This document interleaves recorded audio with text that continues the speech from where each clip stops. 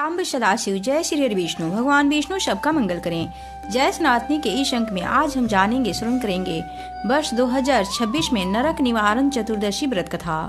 वर्ष 2026 में नरक निवारण चतुर्दशी का व्रत 17 जनवरी शनिवार को रखा जाएगा और इस दिन मासिक शिवरात्रि भी है। इस दिन भगवान भोलेनाथ की पूजा अर्चना, जलाभिषेक और उपवास करते हैं।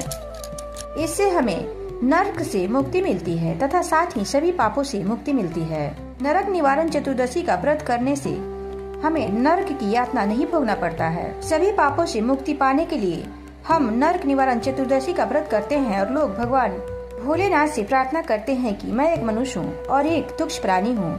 मैं अपने कर्म और कुकर्म दोनों के लिए खुद जिम्मेदार हूँ। ऐसे में हम इंसानों से जो भी कोई भूल और गलती हुई है उसे माँ पार्वती और भगवान भोलेनाथ क्षमा करें।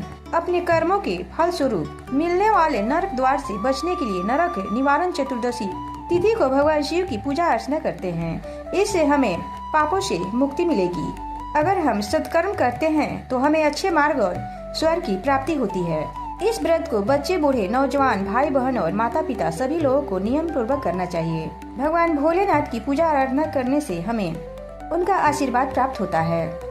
अगर यह वीडियो अच्छी लगे तो चैनल को सब्सक्राइब और वीडियो को लाइक शेयर अवश्य करें। माघ मास के कृष्ण पक्ष की चतुर्दशी को नरक निवारण चतुर्दशी कहा जाता है। इस चतुर्दशी का व्रत पूजा करने से नरक का निवारण होता है। इसी कारण इसे नरक निवारण चतुर्दशी कहा जाता है। सहस्त्र अश्वमेध यज्ञ और शत वाजपेयी यज्ञ करने से जो फल प्राप्त होता है, सहस्त्र अश्वमेध यज्ञ और हजारों वाजपेयी यज्ञ करने से जो फल प्राप्त होता है वह फल एक नरक निवारण चतुर्दशी व्रत करने से प्राप्त हो जाता है। नरक निवारण चतुर्दशी का लिंग पुराण में नरक निवारण चतुर्दशी की कथा है, जिसमें इसकी महिमा बताते हुए इस व्रत की महिमा का गुणगान किया गया है। 1000 अश्वमेध यज्ञ और 100 वाजपेयी यज्ञ करने से जो फल प्राप्त होता है वो फल नरक निवारण चतुर्दशी व्रत करने से प्राप्त होता है। इसमें विचार नहीं करना चाहिए, अर्थात इसमें कोई भी शंका नहीं करनी चाहिए। माघ मास की नरक निवारण चतुर्दशी भगवान शिव और माता पार्वती को समर्पित है, जिसकी कथा यह है कि इस दिन शिव पार्वती का विवाह तय हुआ था और इस व्रत को करने से नरक के भय से मुक्ति मिलती है और सभी पापों का नाश होता है। जिसके लिए भक्त सूर्योदय से पूर्व स्नान कर शिव पार्वती की पूजा करते हैं और बेर, तिल, सेम खाकर व्रत का पालन करते हैं। पौराणिक कथाओं के अनुसार माघ मास के कृष्ण पक्ष की चतुर्दशी तिथि को ही भगवान शिव और माता पार्वती के विवाह की बात तय हुई थी। यह दिन भगवान शिव को समर्पित है और धार्मिक मान्यता है कि इस दिन भगवान शिव की पूजा अर्चना करने से सभी पाप धुल जाते हैं और मनुष्य को नरक से मुक्ति मिलती है। इस तिथि को नरक निवारण चतुर्दशी इसलिए भी कहा जाता है क्योंकि यह तिथि नरक चतुर्दशी कार्तिक मास से अलग है और इसका संबंध शिव पूजा से है, जो नरक के कष्टों का निवारण करती है। जबकि कार्तिक मास की नरक चतुर्दशी की कथा नरकासुर से जुड़ी है, जो मनुष्य जीवन में किए गए गलत कर्मों से मुक्ति दिलाता है और नरक के बंधन से बचाता है, जिसे स्वर्ग की प्राप्ति होती है। पुराणों के अनुसार इस तिथि पर भगवान शंकर की पूजा करने से आयु में वृद्धि होती है, नरक स्वर्ग के फेर से मुक्ति मिलती है। इस दिन शिव का ध्यान करने से सिद्धियों की प्राप्ति होती है। इस दिन व्रत में बेर और सेम का प्रसाद अर्पित करने का विधान है। इसी महात्म्य के कारण ही इसे नरक निवारण चतुर्दशी के नाम से जाना जाता है। शास्त्रों के अनुसार माघ मास के शिवरात्रि के दिन पार्वती माता और भगवान शिव का विवाह तय हुआ था।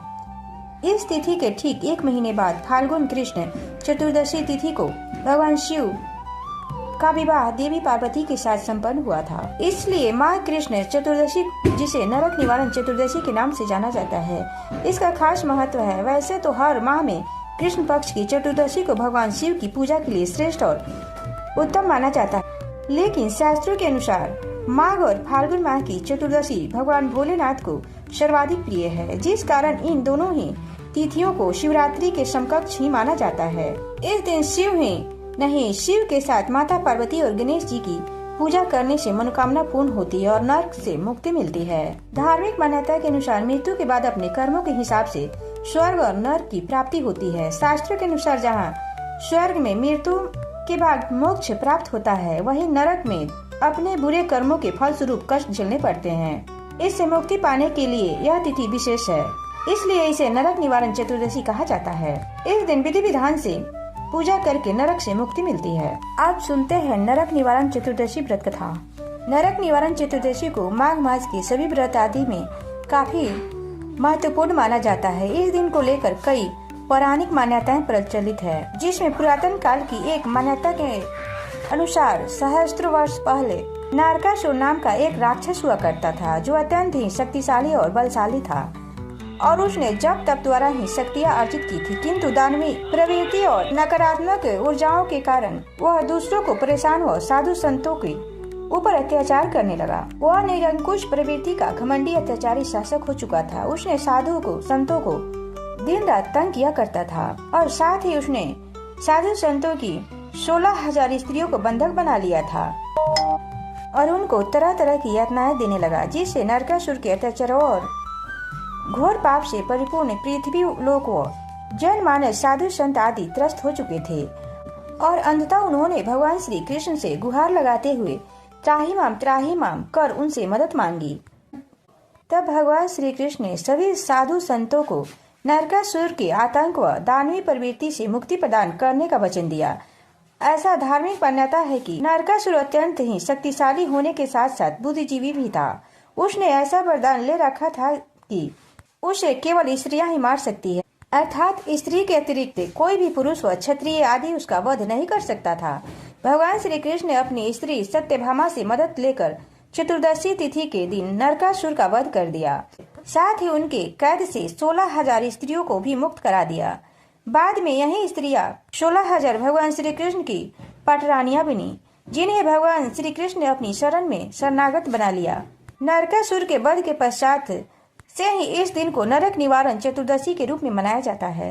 इसके अतिरिक्त और भी कुछ धार्मिक मान्यताएं हैं नरक निवारण चतुर्दशी को लेकर प्रचलित है, जिसे के अनुसार जो भी भक्त नरक निवारण चतुर्दशी के दिन व्रत उपवास धारण करता है, उसे अपने सभी पापों से मुक्ति मिल जाती है और उसे नरक नहीं भोगना पड़ता है और उसे अंत में मोक्ष और स्वर्ग की प्राप्ति होती है। नरक निवारण चतुर्दशी माघ माह में मनाए जाने वाले अनेक व्रत त्योहारों में से एक है। यह माह दान पुण्य आदि हेतु महत्वपूर्ण माना जाता है। इस माह में किया गया दान पुण्य कई गुना अधिक फलित होता है, जो भक्त को पुनः प्राप्त होता है। इस माह में किया गया दान पुण्य जप तप काफी महत्वपूर्ण होता है और यह व्यक्ति के पुण्य को कई गुना बढ़ा देता है। नरक निवारण चतुर्दशी व्रत की एक कथा के अनुसार हिमालय ने अपनी पुत्री माता पार्वती के विवाह का प्रस्ताव भगवान शिव को भेजा था। इसके बाद फाल्गुनी कृष्ण चतुर्दशी तिथि महाशिवरात्रि के दिन उनका विवाह हुआ था। चतुर्दशी के अवसर पर विभिन्न मंदिरों में जलाभिषेक और पूजा अर्चना कर लोग उपवास करते हैं। इस दिन लोग गंगा व अन्य पवित्र नदियों में स्नान करते हैं। इस दिन पूरे दिन निराहार रहा जाता है और शाम को व्रत खोला जाता है। माघ कृष्ण चतुर्दशी एक शक्तिशाली शिव व्रत है, जो विशेषकर नरक के भय से मुक्ति और वैवाहिक सुख के लिए महत्वपूर्ण है, जबकि कार्तिक कृष्ण चतुर्दशी का एक अलग महत्व है। नरक निवारण चतुर्दशी 2026 में 17 जनवरी शनिवार को पड़ रहा है। 16 जनवरी 2026 शुक्रवार को रात्रि 10:21 से 10:21 पर चतुर्दशी तिथि का आरंभ होता है। 17 जनवरी को शनिवार को रात्रि 12:03 तक चतुर्दशी तिथि समाप्त होती है। प्रदोष व्यापनी चतुर्दशी को ग्रह माना गया है और नरक निवारण चतुर्दशी के लिए भी यह नियम है। नरक निवारण चतुर्दशी की पूजा के बाद कथा और श्रवण करें। सूर्योदय से पहले उठकर स्नान आदि करें और स्वच्छ वस्त्र धारण कर व्रत का संकल्प लें। शिव मंदिर में शिवलिंग का दूध दही शहद गंगाजल आदि से अभिषेक करें। बेलपत्र फूल अक्षत बेर और शत्रु भय दूर करने के लिए अर्पित करें। फिर भगवान भोलेनाथ की किसी भी मंत्र का ओम नमः शिवाय, महामृत्युंजय मंत्र या श्री शिवाय नमस्तुभ्य मंत्र का जाप करें और इस दिन फलाहार करें। नरक निवारण चतुर्दशी हमें सिखाती है कि पवित्रता, संयम और भक्ति से हम अपने बुरे कर्मों के बुरे फल से बचकर जीवन के सही मार्ग पर आगे बढ़ सकते हैं। जय श्री हरि विष्णु, जय भोलेनाथ, शांब सदाशिव।